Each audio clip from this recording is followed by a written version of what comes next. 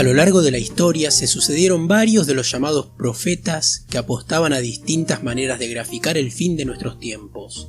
Catástrofes, guerras, pestes, hambruna, una a una se apilan las predicciones en los cajones de la historia. En este cuento, Bradbury, con su particular habilidad, nos describe uno de los temas recurrentes en la ciencia ficción de la primera mitad del siglo pasado: la bomba atómica y el peligro de una tercera guerra mundial. ¿Tenés 15 minutos? Te cuento un cuento. La carretera, de Ray Bradbury.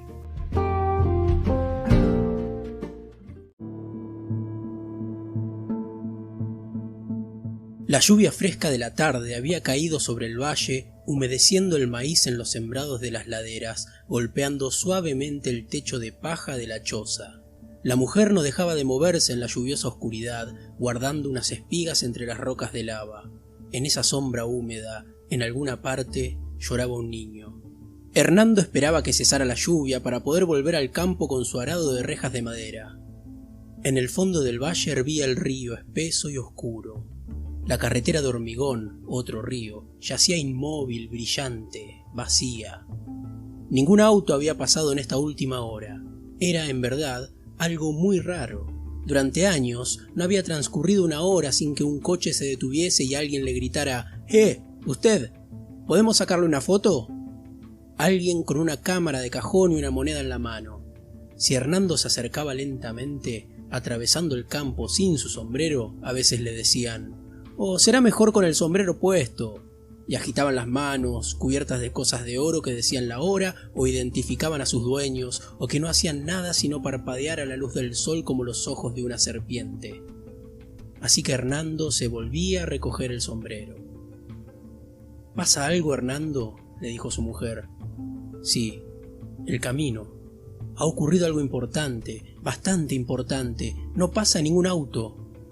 Hernando se alejó de la cabaña con movimientos lentos y fáciles. La lluvia le lavaba los zapatos de paja trenzada y gruesas suelas de goma. Recordó otra vez claramente el día en que consiguió esos zapatos. La rueda se había metido violentamente en la choza haciendo saltar cacharros y gallinas. Había venido sola, rodando rápidamente. El coche de donde venía la rueda siguió corriendo hasta la curva y se detuvo un instante con los faros encendidos antes de lanzarse hacia las aguas. El automóvil aún estaba allí. Se lo podía ver en los días de buen tiempo, cuando el río fluía más lentamente y las aguas barrosas se aclaraban. El coche yacía en el fondo del río con sus metales brillantes, largo, bajo y lujoso. Pero luego el barro subía de nuevo y ya no se lo podía ver. Al día siguiente Hernando cortó la rueda y se hizo un par de suelas de goma. Hernando llegó al borde del camino. Se detuvo y escuchó el leve crepitar de la lluvia sobre la superficie de cemento. Y entonces, de pronto, como si alguien hubiese dado una señal, llegaron los coches. Cientos de coches, miles de coches, pasaron y pasaron junto a él. Los coches, largos y negros, se dirigían hacia el norte, hacia los Estados Unidos, rugiendo y tomando las curvas a demasiada velocidad, con un incesante ruido de cornetas y bocinas, y en las caras de las gentes que se amontonaban en los coches había algo que hundió a Hernando en un profundo silencio. Dio un paso atrás para que pasaran los coches. Pasaron 500, 1000, y había algo en todas las caras, pero pasaban tan rápido que Hernando no podía saber qué era eso.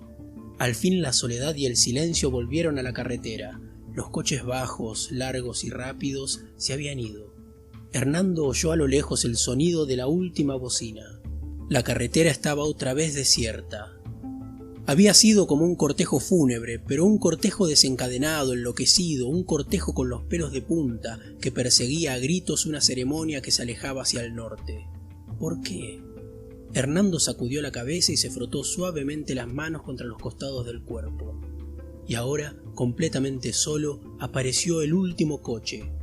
Era verdaderamente algo último. Desde la montaña, camino abajo, bajo la fría llovizna, lanzando grandes nubes de vapor, venía un viejo Ford, con toda la rapidez de que era capaz. Hernando creyó que el coche iba a deshacerse en cualquier momento. Cuando vio a Hernando, el viejo Ford se detuvo, cubierto de barro y óxido. El radiador hervía furiosamente. «¿Nos da un poco de agua, por favor, señor?». El conductor era un hombre joven de unos 20 años de edad. Vestía un suéter amarillo, una camisa blanca de cuello abierto y pantalones grises. La lluvia caía sobre el coche sin capota, mojando al joven conductor y a las 5 muchachas apretadas en los asientos. Todas eran muy bonitas. El joven y las muchachas se protegían de la lluvia con periódicos viejos, pero la lluvia llegaba hasta ellos, empapando los hermosos vestidos, empapando al muchacho. El muchacho tenía los cabellos aplastados por la lluvia, pero nadie parecía preocuparse. Nadie se quejaba, y era raro. Esta gente siempre estaba quejándose de la lluvia, del calor, la hora, el frío, la distancia. Hernando asintió con un movimiento de cabeza. «Les traeré agua».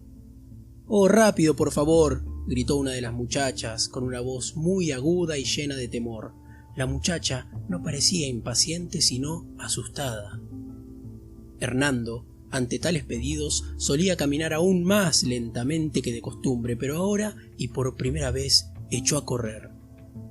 Volvió enseguida con la taza de una rueda llena de agua. La taza era también un regalo del camino. Una tarde había aparecido como una moneda que alguien hubiese arrojado a su campo, redonda y reluciente. El coche se alejó sin advertir que había perdido un ojo de plata. Hasta hoy lo habían usado en la casa para lavar y cocinar. Servía muy bien de tazón. Mientras echaba el agua en el radiador hirviente, Hernando alzó la vista y miró los rostros atormentados. «Oh, gracias, gracias», dijo una de las jóvenes. «No sabe cómo lo necesitamos». Hernando sonrió. «Mucho tránsito hasta ahora, todos en la misma dirección, el norte».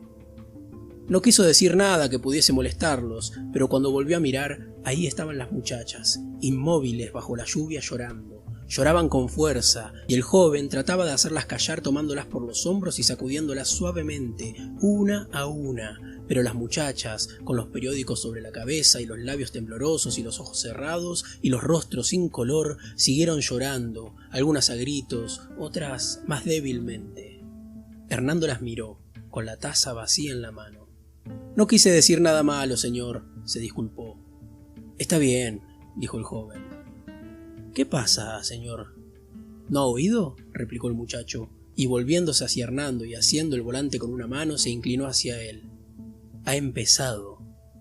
No era una buena noticia. Las muchachas lloraron aún más fuerte que antes, olvidándose de los periódicos, dejando que la lluvia cayera y se mezclara con las lágrimas. Hernando se enderezó, echó el resto del agua en el radiador, miró el cielo ennegrecido por la tormenta, miró el río tumultuoso, sintió el asfalto bajo los pies. Se acercó a la portezuela. El joven extendió una mano y le dio un peso. «No», Hernando se lo devolvió. «Es un placer». «Gracias. Es usted tan bueno», dijo una muchacha sin dejar de sollozar. «Oh, mamá, papá, quisiera estar en casa. ¿Cómo quisiera estar en casa, mamá, papá?» Y las otras muchachas se unieron a ella. «No he oído nada, señor», dijo Hernando tranquilamente. «¡La guerra!», gritó el hombre como si todos fuesen sordos. «¡Ha empezado la guerra atómica, el fin del mundo!» «Señor, señor», dijo Hernando. «Gracias, muchas gracias por su ayuda. Adiós», dijo el joven. «Adiós», dijeron las muchachas bajo la lluvia sin mirarlo. Hernando se quedó allí, inmóvil, mientras el coche se ponía en marcha y se alejaba por el valle con un ruido de hierros viejos. Al fin, ese último coche desapareció también, con los periódicos abiertos como alas temblorosas sobre las cabezas de las mujeres. Hernando no se movió durante un rato. La lluvia helada le resbalaba por las mejillas y a lo largo de los dedos y le entraba por los pantalones de arpillera. Retuvo el aliento y esperó, con el cuerpo duro y tenso. Miró la carretera, pero ya nada se movía. Pensó que seguiría así durante mucho, mucho tiempo. La lluvia dejó de caer. El cielo apareció entre las nubes. En solo 10 minutos, la tormenta se había desvanecido como un mal aliento. Un aire suave traía hasta Hernando el olor de la selva. Hernando podía oír el río que seguía fluyendo suave y fácilmente. La selva estaba muy verde, todo era nuevo y fresco. Cruzó el campo hasta la casa y recogió el arado.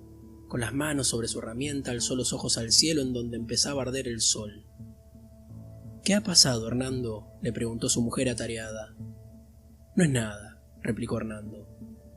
Hundió el arado en el surco. «¡Burro!», le gritó al burro y juntos se alejaron bajo el cielo claro por las tierras de labranza que bañaba el río de aguas profundas. ¿A qué llamarán el mundo?, se preguntó Hernando.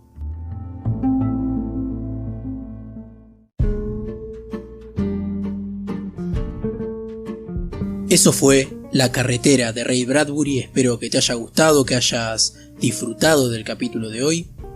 Si fue así, te pido por favor que le des al botón de me gusta o le des 5 estrellas en Apple Podcast, al botón de seguir también, que compartas en las redes sociales. Me encontrás en Instagram como @tecuentouncuento.ok y en Twitter como @cuentopodcast.ok.